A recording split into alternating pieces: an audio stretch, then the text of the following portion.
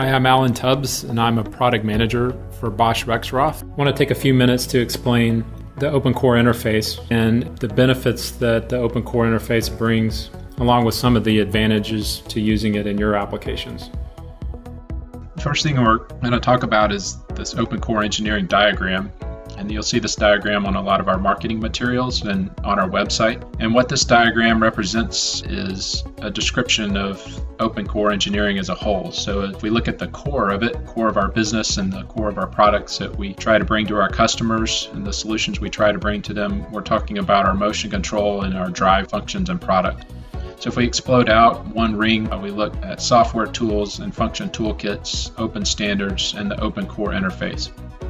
And then the outer ring describes the life cycle of a machine. So we try to present and provide solutions in the design phase of a machine, in the implementation and commissioning of machines, solutions for production, and then even into the service of the machine. The Open Core interface is probably what most people are interested in. It's the new component and what connects us to the outer world. And that's why it's drawn as sort of an arrow into our control and drive functions, or the core functions. It connects the outside world to our controller. There's a lot of benefits to being able to do this. One of them is just being able to connect our PLC automation to other things. When you talk about serving data up to supervisory systems or monitoring systems, you need an easy way to connect it, to get data to where it needs to be without a lot of effort, and the Open Core interface is designed to provide that access. Looking at these diagrams here, you can imagine if you're the red guy and you want to get a message to the blue guy without something like Open Core interface, you're going to have to send that message through multiple channels to get to the endpoint. And you can think of Open Core interfaces like knowing many different languages and being able to talk to many different systems, so that you can cut the communication channels down to just a direct communication without having to go through a bunch of intermediates. And this has a lot of benefits with just loss of data problems and translation errors. So how does it work? The Open Core interface is provided through an SDK, and that's a software development kit.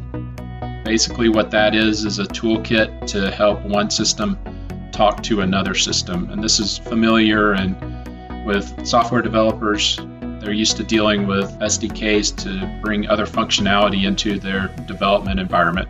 One of the ways I try to explain it is if I'm developing a program in, say, Visual Studio, and I'm writing a C program to create an app or an executable or something, and I want to bring in the functionality of some hardware, say like a camera. I don't want to have to write all the native code to establish the communications to the camera or develop code to move pictures back and forth. What I really want is a toolkit to make that a lot easier. And Open Core interface is similar to that in that we're providing motion functionality to the customer without him having to know all the details of motion control and communication protocols. It's a library with over 500 different functions to perform motion commands and gather status information about our motion products. So the way it works is very similar to the way a PLC application works in the controller. If you're familiar with our motion control programming, you'll know that there's a Codesys 3S system on top of the motion control system. So the application engineer will write a PLC program in IndraLogic, and he'll use ladder logic or structured text or some other language to access commands in PLC libraries, and then those libraries talk to the firmware, which is more under the hood, so to speak, to actually create motion in the system.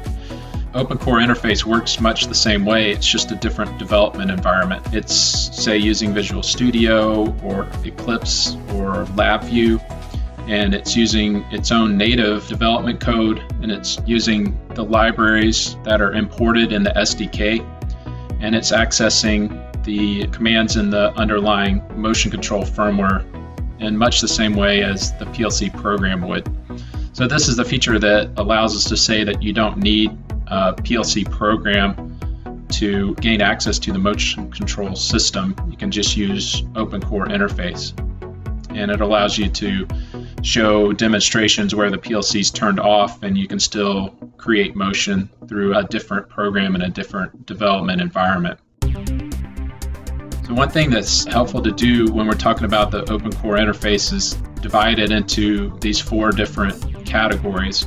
The top one's model-based engineering and rapid control prototyping, and this would include things like MATLAB and LabVIEW and the Open Modelica solution. Individual functions is a little more rare. This is more the real-time application functions, to where you'll be developing something with a separate microprocessor using VxWorks or another real-time operating system. The IT automation is probably the most familiar, and this would include things like Microsoft Office applications or database applications. The supervisory type systems that would collect runtime data from the plant floor and do predictive maintenance and that sort of thing. And then smart devices are just phones and tablets.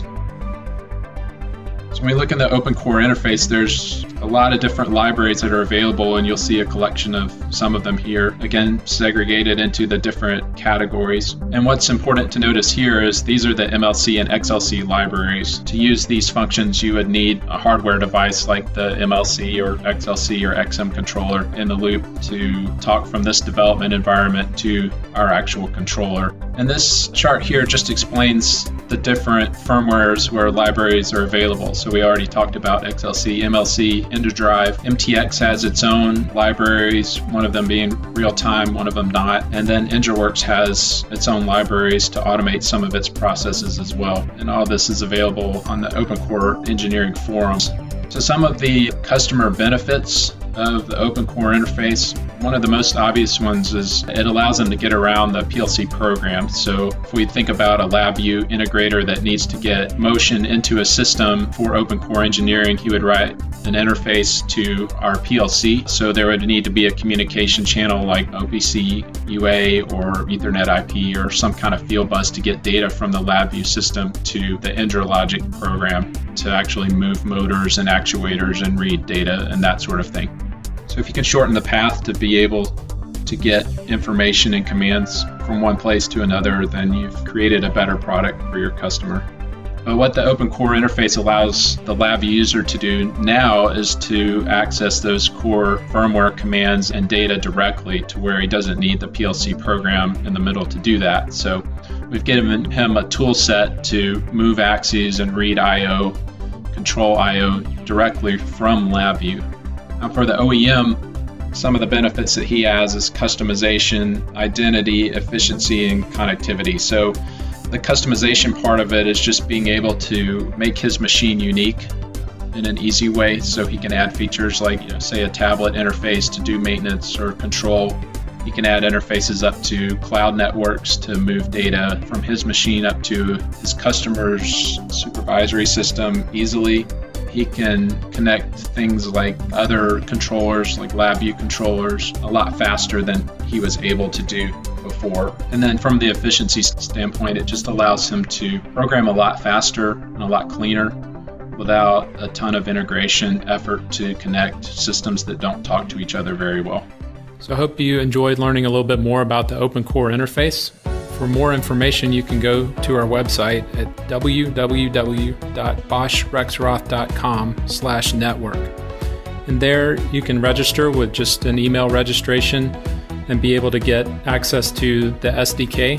There's also HTML help files to fully document the SDK and how to use it and how to start your own applications. And there's also sample files there that you can download to get an application started.